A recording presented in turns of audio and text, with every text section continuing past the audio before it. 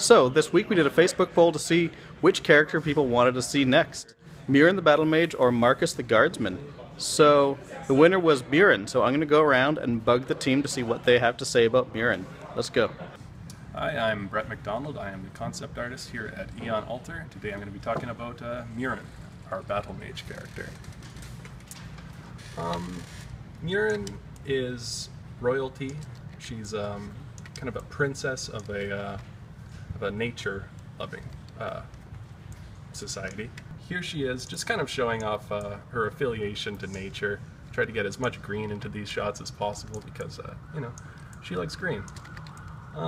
In this one, we'd like to post this one online, but the deer itself is a little bit gigantic. We don't want to make her look like an ant person. She is the smallest of the group, but she's not 2 feet tall.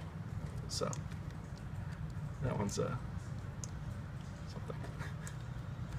Well, we started with thumbnails. This is kind of to get the idea of her pose, kind of get an idea of what her character's body language might be like. The word martial arts was thrown around a lot. She uses this staff, and you know how most mage characters typically, you know, just cast with the end of their staff. They shoot fireballs out of it, but we want her to feel like she can get some, not a lot of distance between her and the enemy. You know, she can hold her own hand to hand, sort of. So that's where the martial arts come in. She can spin her staff around, she can smack guys in the head with it. It's got some weight behind it. She's not a flowery little girl. She's a tough girl. Yeah. She's a firecracker. Yeah. So this is just some examples of her doing what she does best, casting spells, spinning around, you know, generally being a badass. So then we tried numerous... There's another painting first. The we're talking about this one here? That one. Mm-hmm. So we kind of picked one of those thumbnails and went with it. So here's the kind of mix of Asian and First Nations costume in these. You can see the feathers are kind of indicative of First Nations headdress, while like this kind of terraced armor is very similar to like a samurai kind of a look. And here I've just done a bunch of variations on that similar character. This one with a bit more drapery, some more hair, all different magic styles. This one shows a bit more skin. We didn't want to sexualize her too much because we want her to be more of a personality than a sex object. Can't be going down that road. This one is very covered up, very armored, a bit more melee friendly. And then this one is very cutesy. Of those, I think we went with this, but even beyond there, she changed quite a bit. Because of the nature of our game being a top-down, very zoomed-out camera perspective, our characters had to read really well from a distance, and this just wasn't going to do it. The details are too fine. So that led us to this. After probably like 5 or 6 iterations of Muran, she finally ended up being this girl right here. Kind of this Filipino South Pacific island kind of look.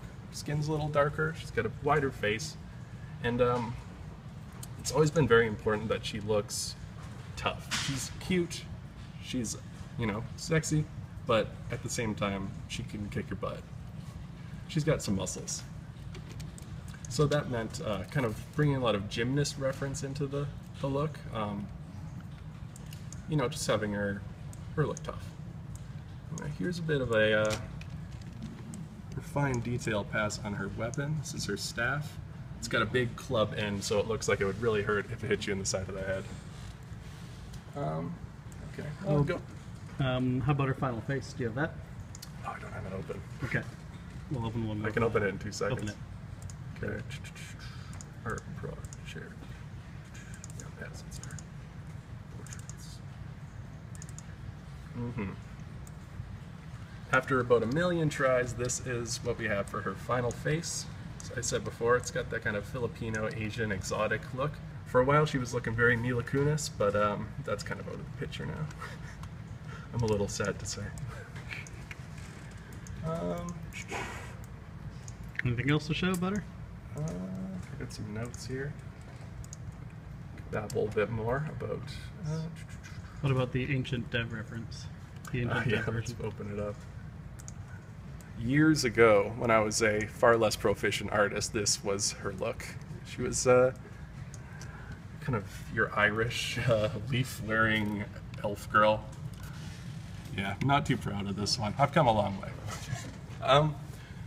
It's always been important to make her read as the elf character without being an elf. We do not want elves in our game. So she is very tied to nature.